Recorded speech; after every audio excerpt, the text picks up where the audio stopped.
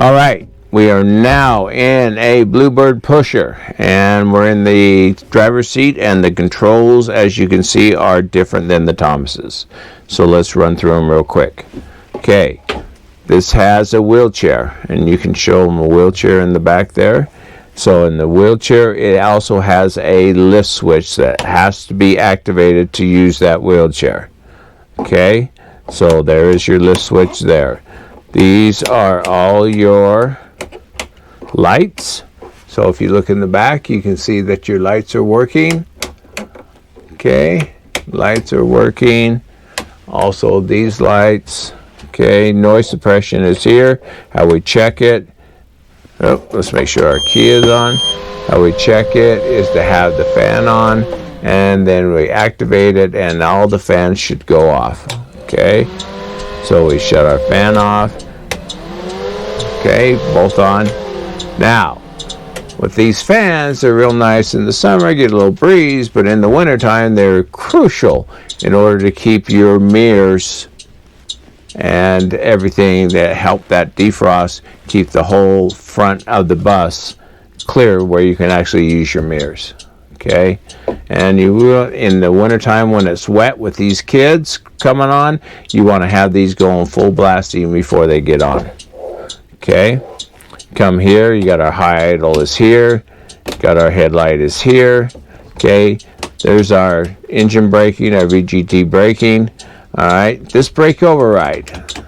Let me explain what the brake override does. What it does, once you turn on the lift, open the door, start the lift down.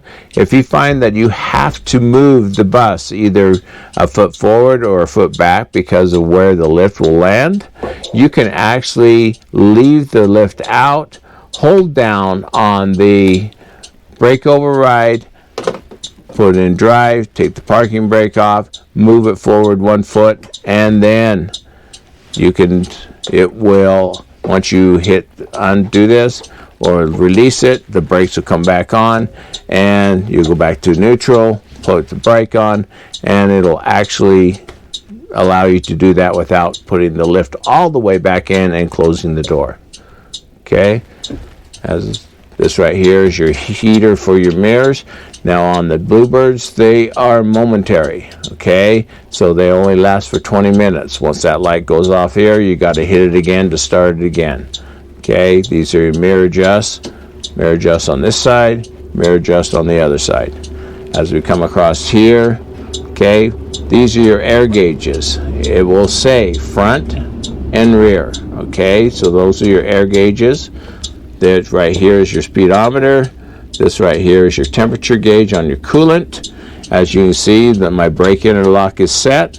So no matter what I do on as far as transmission and parking brake, it will do nothing until you actually shut off your lift switch. Okay. So once you've done that, so if you ever call in and say, gee, nothing will work as far as my bus moving, make sure that lift switch is off. Okay, there's our mileage. Okay, there's where our transmission indicator is at. It's 12 volts. Transmission temperature is 67 degrees, and it's 820, but it's not correct. So let's correct twice a day. All right.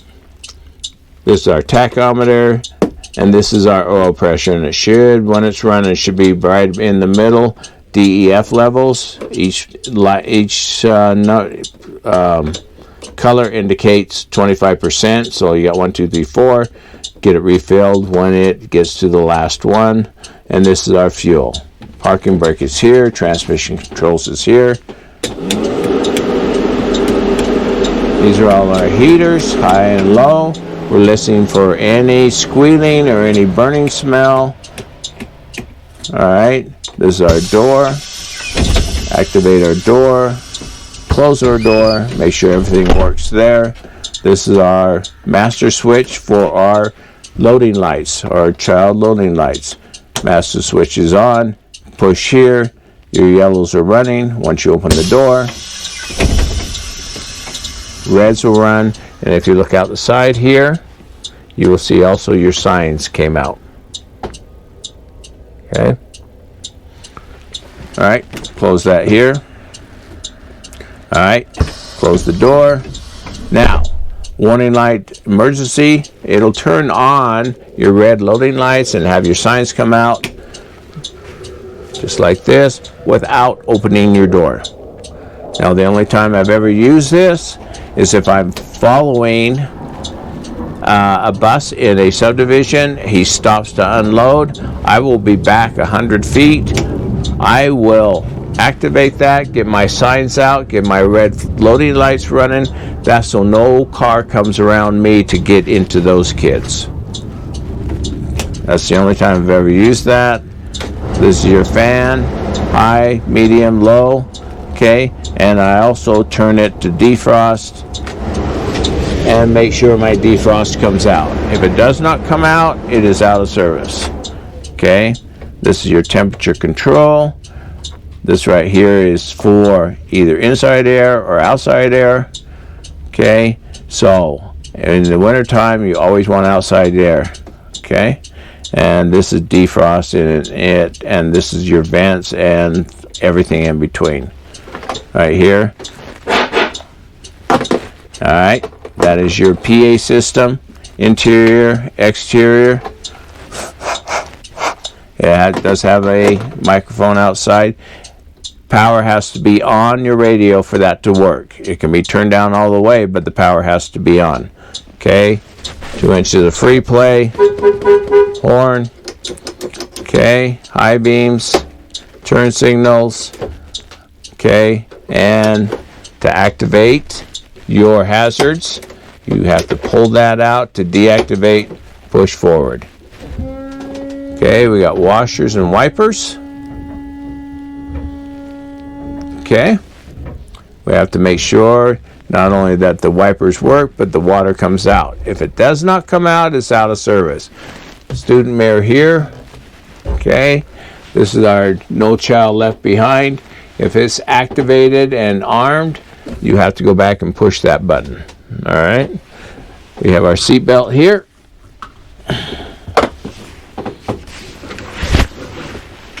We make sure that it locks. And our seatbelt cutters is where we can actually reach it. And this is our two-way. And if you question that you haven't heard anybody for a while, 2420 radio check. And you could ask for a radio check. 10-4, thank you. Okay. And that is what's different. And then, of course, service brake, throttle, nothing underneath it. Now, there is an air horn down on this.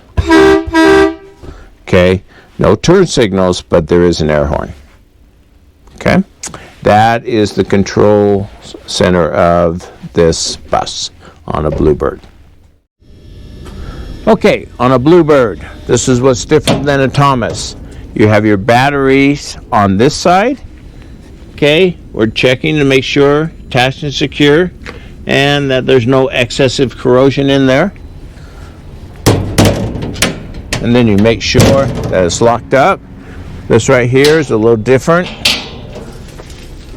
Okay, we have our radiator on the bottom and we have our turbo cooler on the top, and we're checking for any leaks or obstructions. So you can actually get in there and look. Okay, on the back, everything is essentially the same. Okay, so we're going to show you the engine compartment, which is different than the Thomas. All right, so you will notice that radiators on this side. So what we're going to do is we're going to go from here and move all the way across.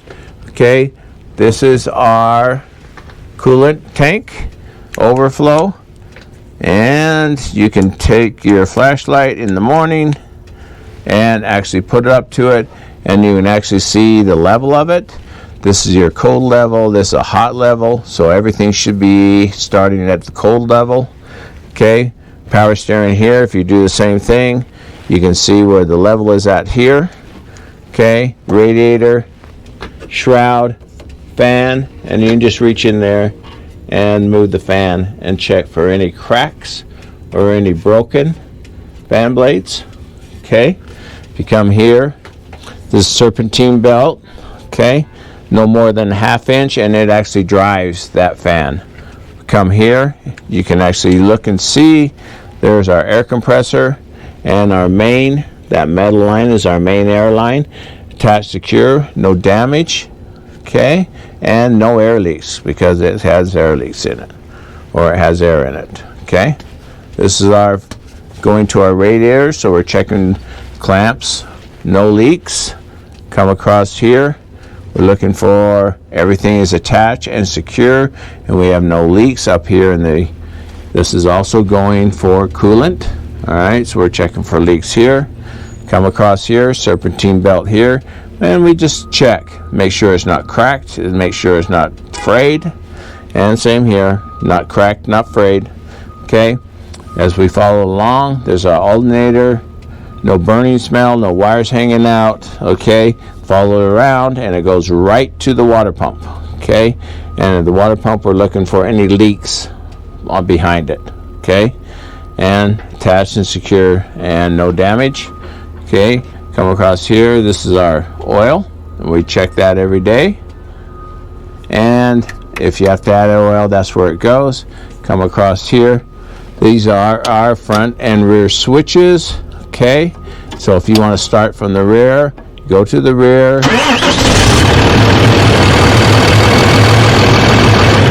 Now, you can shut it off from the rear, but you have to make sure you switch it to the front, or you will not be able to start it from the front. Okay, come here, we're making sure all our wiring going into our fuse box is attached and secure here. All right, come here. This is our front motor mount. Okay, all right, so we're checking our bolts, make sure they're there. Checking bolts, make sure they're all attached and secure. All right, and we look underneath and make sure there's no puddling, no leaks there. Don't have to worry about the air cleaner, just make sure it's all secure. All right, and if you look over here, our exhaust is on this side. Okay, there's our exhaust muffler regen unit, and we always make sure that it's not damaged underneath. And what I do, I just make sure it's secure there. All right, these are all our water lines going to our heaters inside, and we're just checking to make sure there's no leakage in here. And that's it. That's what the difference is between Bluebird and a Thomas.